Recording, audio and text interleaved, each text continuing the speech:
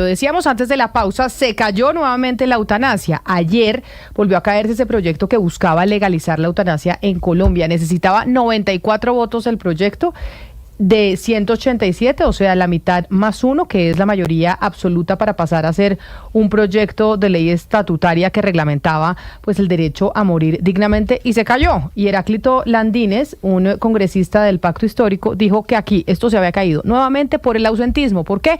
Porque los congresistas no fueron a votar. Sacamos 90 votos, nos hicieron falta 4 más. Pero sobre todo estos votos hicieron falta por la inasistencia de muchos congresistas que comparten la agenda progresista del país. La eutanasia es un derecho que la Corte Constitucional, con ponencia del magistrado Carlos Gaviria Díaz, le dio a los colombianos y que nos obligó al Congreso a reglamentarlo, que en muchas oportunidades, después de 28 años, no se ha podido reglamentar, entre otras cosas, por una agenda conservadora, pero hoy por falta de votos de congresistas progresistas. Creo que esa es una crítica fuerte para el Congreso de la República, que no le cumple a los colombianos, que no le cumple a hombres y mujeres que requieren un tratamiento asistido para tener una muerte digna. Hoy el Congreso le faltó a los colombianos.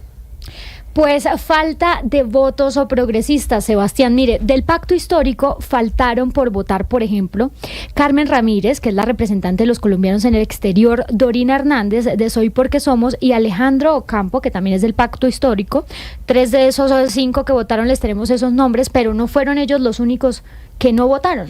Sí, digamos, si uno suma, Lina, entre los votos negativos y los que no asistieron, hay 52 votos que son de ese grupo de partidos, pues que son casi una coalición en la Cámara de Representantes, y se los leo rápidamente. Del Pacto Histórico, 5 no fueron a votar, 23 votaron positivamente. Del Partido Liberal, la bancada son 33, 24 lo apoyaron y 9 se ausentaron. Partido Verde, son 15 curules, 9 positivos, 0 negativos, pero se ausentaron 6.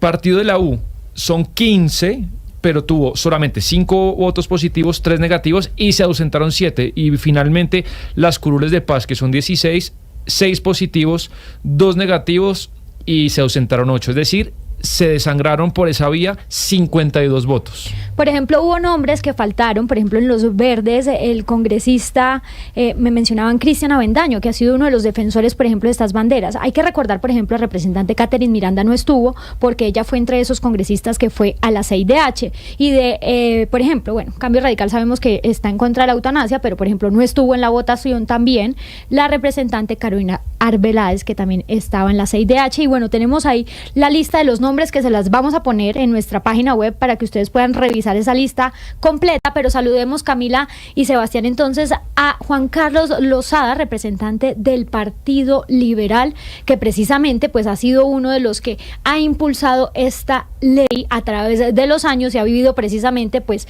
estas derrotas, que se caiga, sobre todo porque es una ley que necesita mayoría absoluta por ser estatutaria. ¿Cómo le va, representante Lozada? Lina, muy buenos días, un gusto estar aquí contigo, por supuesto con Camila, con el resto de la mesa. Un saludo para ustedes y para toda la audiencia de Blue. Mil gracias por la invitación. ¿Qué pasó en esta votación? Porque hubo esta falta de votos progresistas. ¿Qué pasó con el gobierno? ¿No estuvieron ahí apoyando al ministro del Interior? ¿Usted se sintió solo en este debate? ¿Qué fue lo que pasó? No, el gobierno nacional nunca ha apoyado el proyecto de la eutanasia, ninguna de las 7 veces que lo hemos radicado, desde que lo empezamos a radicar nosotros con Juan Fernando Reyes Curi. Al principio nosotros siempre tuvimos al gobierno de Iván Duque en contra, y ahora en el gobierno de Gustavo Petro nunca jamás ningún ministro se ha acercado a ayudarnos en esta tarea. Ese nunca ha sido una prioridad del gobierno de Gustavo Petro. Desgraciadamente sí, se pierde por 4 votos, y ustedes hacen muy bien los cálculos: 9 votos liberales, 6 votos de los verdes, 6 votos del CITREF, 5 votos del Pacto Histórico, que si hubieran estado solo 4 más, con eso hubiese sido suficiente para que continuara con vida el proyecto. Así que es una de esas derrotas que duelen, porque estuvimos muy cerquita, la vez que más cerca hemos estado en plenaria, de lograr esta votación.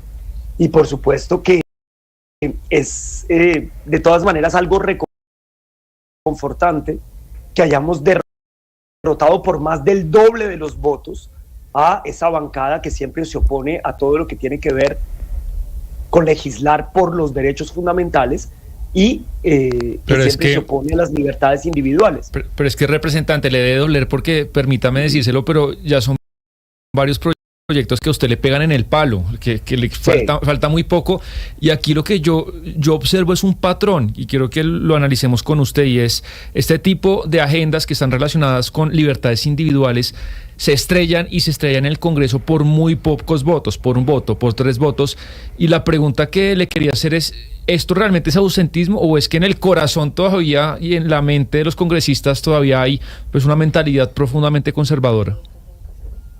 Yo creo que son las dos cosas, Sebastián. Creo que Sebastián quien me pregunta. Sí, yo, Sebastián. Un saludo para usted, Sebastián. Lo mismo. Yo creo que son las dos cosas. Hay liberales que se salieron deliberadamente para no tener que votar en contra. Eso estoy absolutamente seguro. Pero también hay ausentismo. Es decir, ustedes aquí nombraron unas personas, yo no lo voy a hacer, que evidentemente están digamos, a favor del proyecto y que no estuvieron en la sesión. Yo creo que son las dos cosas. Yo creo que he carecido de suerte, tanto en este caso como en el caso del 8º debate de cannabis de uso adulto, donde nos faltó un voto. Por supuesto que, Sebastián, también es la naturaleza del trabajo que yo hago. Yo presento proyectos que son tremendamente polémicos, que yo sé que tienen, digamos, un efecto, digamos, muy controversial al interior del Congreso de la República, y por eso mis proyectos nunca son fáciles de sacar. La prohibición de las corridas de toros duré 10 años, la prohibición de los plásticos de un solo uso duré 6. En fin, así ha sido estas luchas en el Congreso. Por eso yo tengo paciencia, yo sé que se necesita más discusión, que se necesita que esto esté en la agenda pública de manera permanente, para que las nuevas generaciones se involucren en estos temas, hagan presión, lleguen nuevos congresistas. A mí lo que me da miedo con este caso en particular, Sebastián, igual que con el caso del cannabis, es que el péndulo parece empezar a irse para el otro lado. Y entonces estas luchas se vuelven cada vez más difíciles. Sí, representante Lozada, pero es que en ese péndulo, pues hay una cosa que es la desidia, que pues digamos que no sea el caso de la desidia, hay otra cosa que es quitarse, digamos, un pensamiento conservador que se atraviesa a último momento, como lo estamos discutiendo, pero hay una tercera cosa y es la presión de grupos religiosos, y nosotros sabemos que el gobierno tiene compromisos con grupos religiosos. ¿Usted cree que aquí también tiene que ver, porque en este debate la eutanasia pues la incidencia de la religión es indiscutible, es probable que en el debate de cannabis también, en los otros no tanto, pero aquí sí es definitiva el pensamiento religioso a la mitad. ¿Usted cree que también esa presión de grupos religiosos que tienen compromisos con el gobierno tiene que ver? Yo le diría que no. En principio, creo que la presión de los grupos religiosos es evidentísima. Es decir, lo que ayer sucedió, por ejemplo, en la discusión de la objeción de conciencia institucional que buscaban miembros del Centro Democrático para hospitales de origen católico, pues primero no es no solamente violatorio de múltiples sentencias de la Corte Constitucional, sería un precedente nefasto para Colombia, pero ellos lo proponían justamente por su cercanía con grupos religiosos, de la misma manera que el Partido Conservador. Lo que sucedió ayer con el representante López, por ejemplo, pues es prueba fehaciente de que había una presión de grupos religiosos. No lo pero, perdón, representante Lozada. Ahora, usted me pone a pensar a mí, porque digamos, yo tal vez ese elemento no lo había evaluado en términos de la primera pregunta que me hicieron, que es ¿y usted si también? El gobierno está o no está. Digamos, eso yo no me lo había preguntado hasta ahora. Sí, pero usted también pone una cosa que me parece pues muy interesante, y es que propongan instituciones con objeción de conciencia. Si eso es clarísimo que, por ejemplo, en la eutanasia, en caso de la eutanasia o del aborto, la objeción de conciencia institucional no puede existir. O sea, la objeción de conciencia puede ser personal, pero no institucional. O sea, ¿cómo es posible que se debatan cosas que es claramente algo que no puede ser? Así es, y lo plantearon algunos de los a quienes yo considero más serios congresistas del Centro Democrático, el doctor Cadavid, el doctor Forero, el doctor Uzcategui.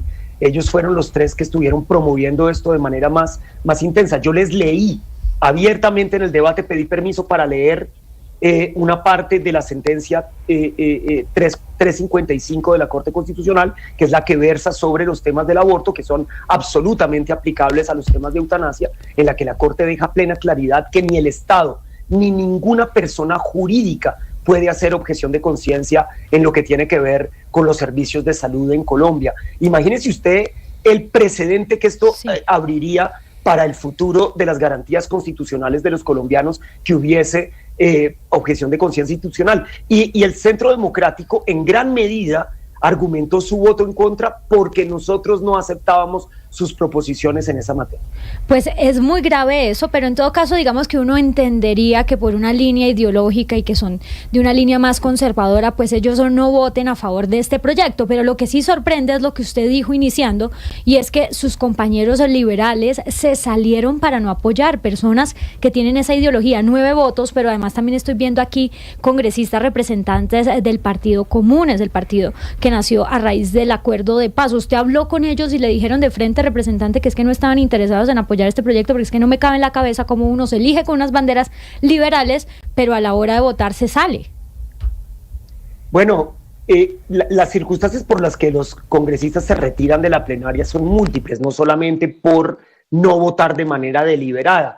Ahí hubo votos de gente, digamos, me faltaron votos de gente que siempre ha apoyado el proyecto y que ha votado siempre favorablemente. Entonces será tal vez por otras circunstancias que se tuvieron que retirar de la plenaria. En el caso de Comunes, creo que solamente nos faltó un voto de Comunes de los 4 y creo que era un representante que tenía excusa. Digamos, yo no quiero volver esto un tema de culpas, como sucedió con el cannabis, donde fue muy claro el asunto. Yo creo que aquí el pacto histórico estuvo a la altura, faltaron 5 votos, eso puede pasar en una plenaria. Lo del Partido Liberal sí es mucho más doloroso para mí porque es mi propia bancada, que me falte básicamente un 30% de la bancada para una votación así, es terriblemente doloroso. Me duele mucho lo del Partido Verde porque fíjese, 6 de 15 es una proporción hasta más grande de ausentismo que la del Partido Liberal para un tema tan importante como este. Eso es terriblemente doloroso. El CITREP, pues yo lo que les quiero decir aquí es que uno con el CITREP nunca sabe cómo van a votar, ni si van a estar, si no van a estar. Siempre el CITREP es una incógnita en el Congreso de la República. Sin embargo, claro que el dolor es enorme de ver un proyecto tan completo, que ha sido tan ponderado, que todos los académicos lo alaban como una gran regulación de un derecho fundamental y que termine hundido por ausentismo. Sí. Yo en eso estoy totalmente de acuerdo con Heráclito Landines, es una cosa muy triste. Representante Lozada, obviamente entendemos su dolor político por el tema de los votos, pues que usted era ahí clave en este proyecto, pero me gustaría hablar de la gente, de la ciudadanía. ¿Esto en qué le afecta? Porque tenemos una eutanasia legalizada desde el 97, estamos hablando ya de 28 años, pero en la práctica, ¿qué pasa? ¿No se está pudiendo utilizar o se está utilizando de manera, no sé, un poco subrepticia, por decirlo de alguna manera? No, gracias por esa pregunta, porque creo que esa es la pregunta fundamental y es la conclusión en definitiva de lo que sucedió ayer, y es ¿qué pasa con la gente?